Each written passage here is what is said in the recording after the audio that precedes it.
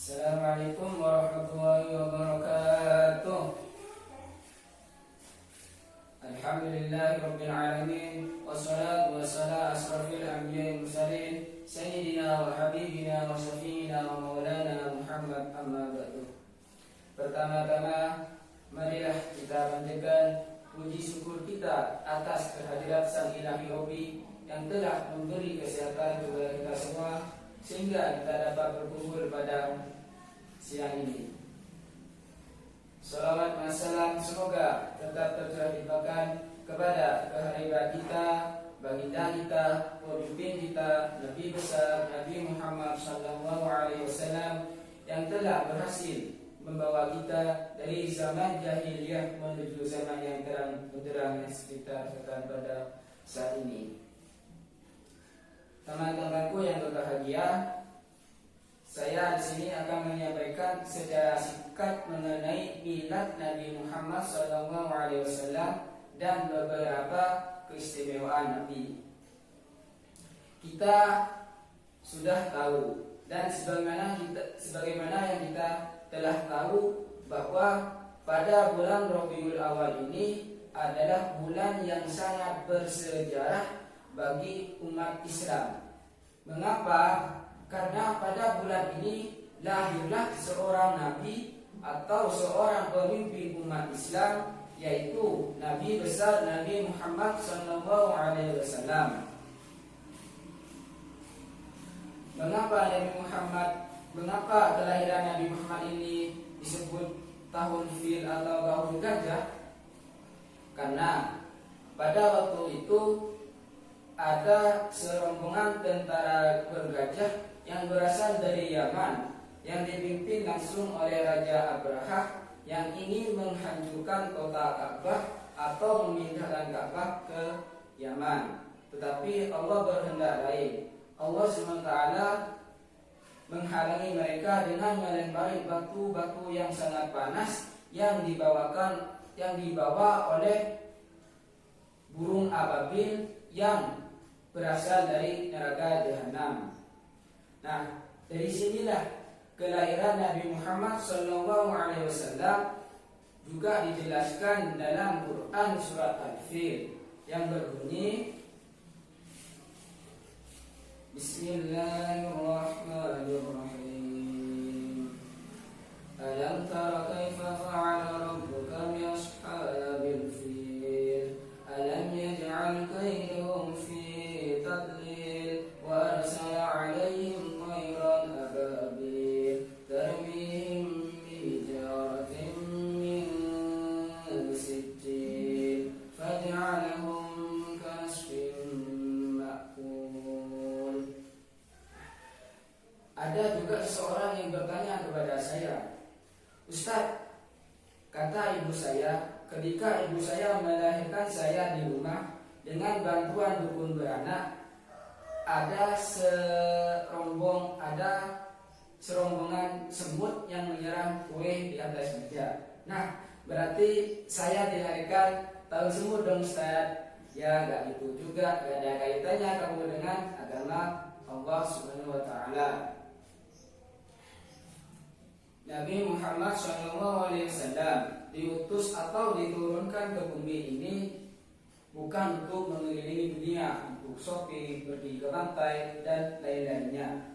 Tetapi beliau diutus karena kehendak Allah SWT untuk berdakwah kepada umatnya yang pada waktu itu berada di fase kebodohan atau zaman jahiliyah, terutama pada kaum Mekah. Meskipun aliran Nabi Muhammad ini ditolak mentah-mentah oleh orang kafir, Nabi Muhammad ini tidak pantang menyerah, tidak mundur, tetap berusaha, tetap ikhtiar untuk menegakkan agama Allah Subhanahu wa Ta'ala.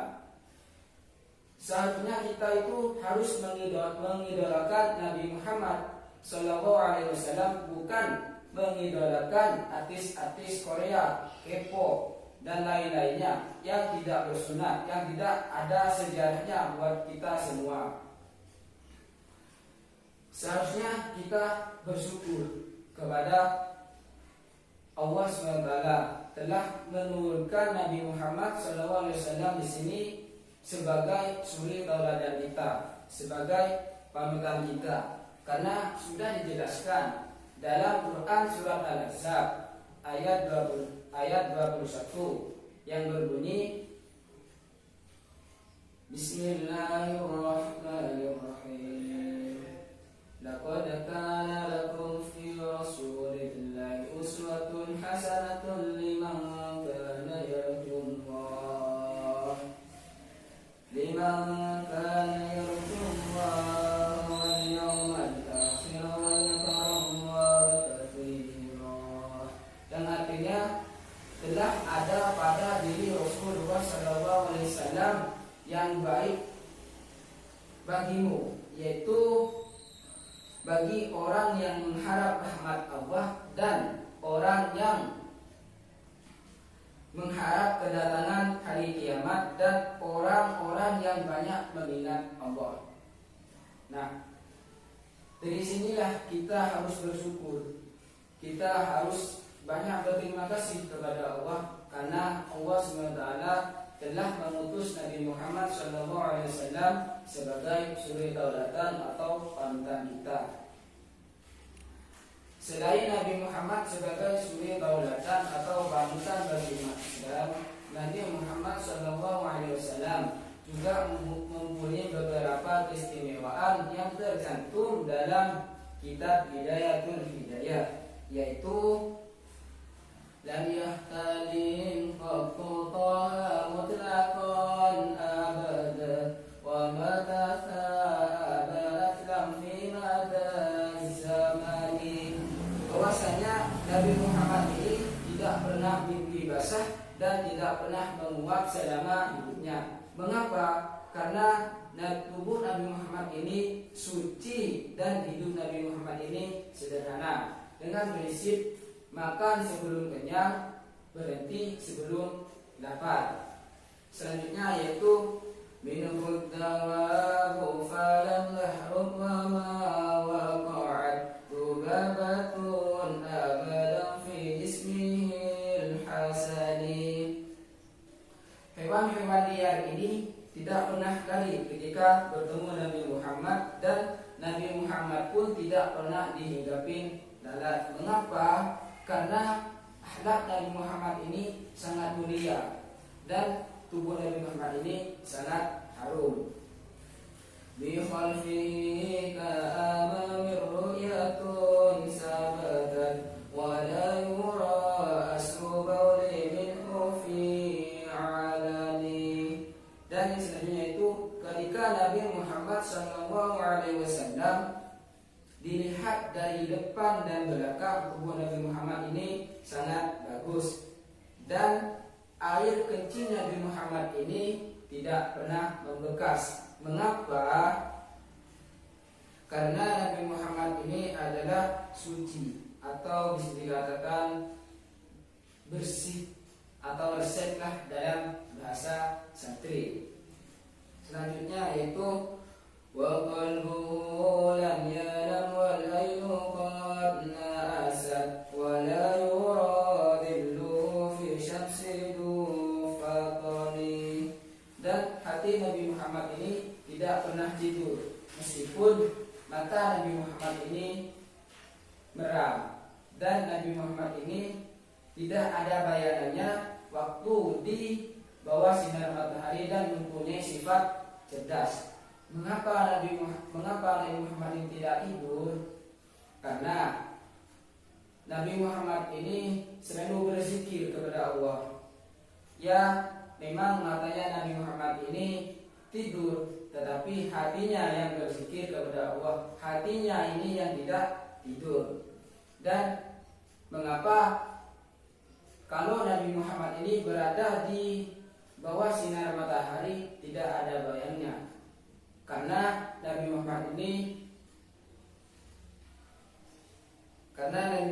ini bersinar, dan ruh Nabi Muhammad ini telah diciptakan dulu sebelum Nabi Adam, yaitu dengan cahaya.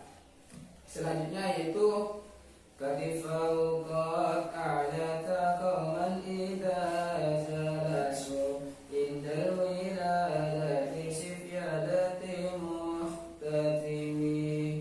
Pundak Nabi Muhammad ini sungguh sangat tinggi meskipun berkumpul dengan orang-orang yang tinggi. Maksudnya ini ilmunya yang sangat tinggi. Ketika Nabi Muhammad berada atau bersama orang yang sangat alim, Nabi Muhammad ini lebih tinggi ilmunya sedikit. Dan pada saat Nabi Muhammad ini dilahirkan, Nabi Muhammad langsung berhitam, atau dalam lafaz kedua asnad. Nah, inilah beberapa keistimewaan yang tercantum dalam kitab Bidayatul Hidayah. Semoga apa yang saya sampaikan bisa bermanfaat dan berguna bagi kita semua. Sekian dari saya. Assalamualaikum warahmatullahi wabarakatuh.